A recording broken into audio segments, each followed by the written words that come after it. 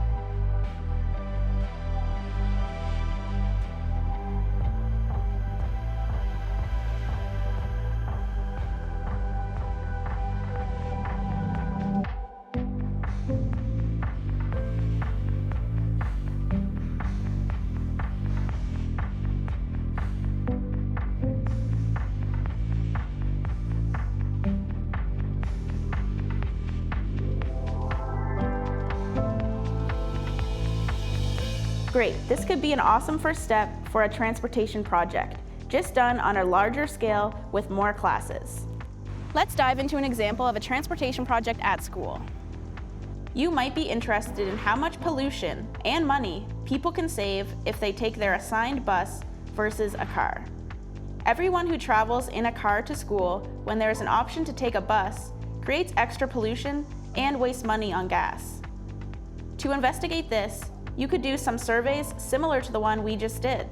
You could use a map survey to see where students are traveling from and how far.